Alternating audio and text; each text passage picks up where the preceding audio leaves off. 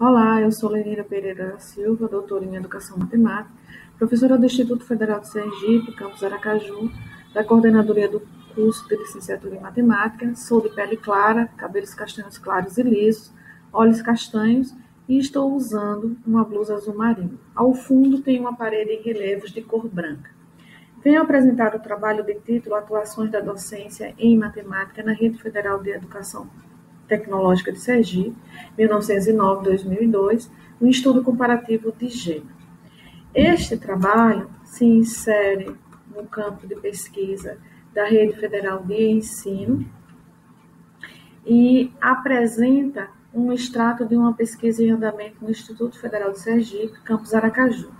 Especificamente, neste trabalho, traremos elementos descritivos das atuações docentes, comparando-as em termos de gênero, as quais extrapolaram as salas de aula, mas que mantiveram um diálogo com o cerne educacional.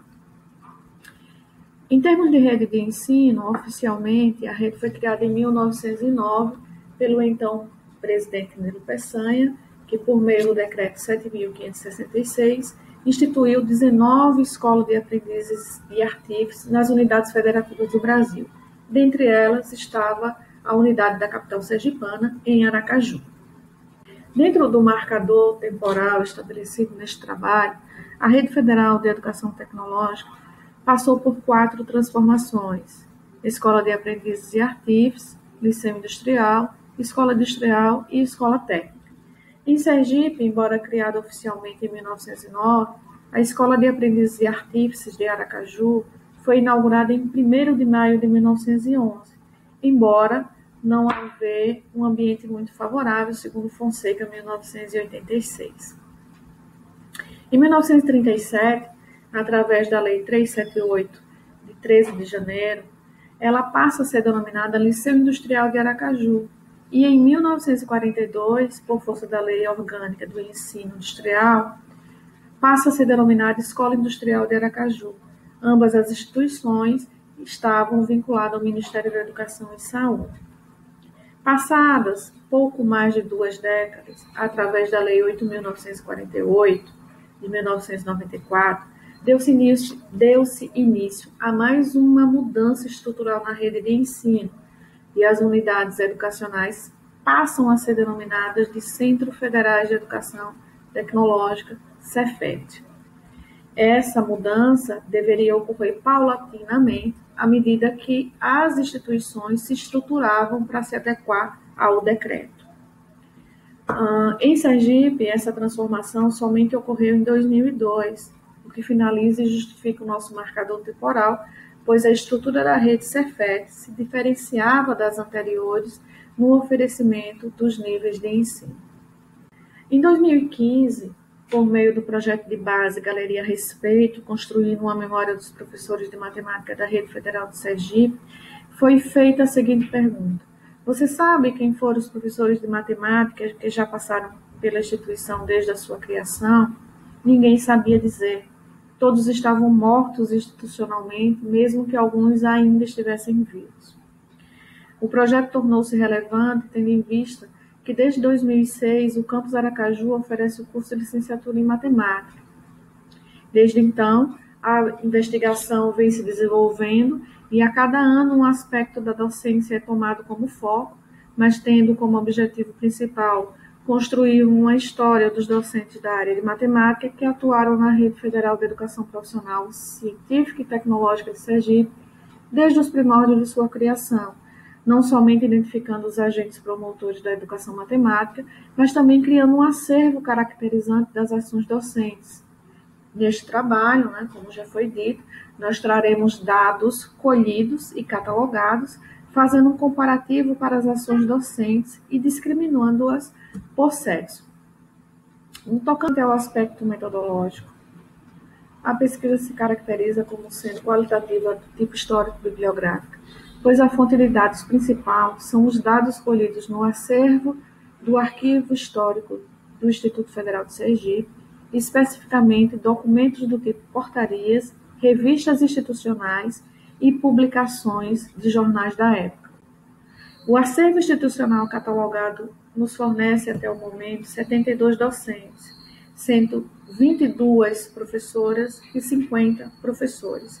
Destes, alguns na denominação professor ou professora de desenho, que ensinavam geometria e trigonometria, e outros com a denominação de adjuntos ou ajudantes, equivalente hoje ao professor substituto.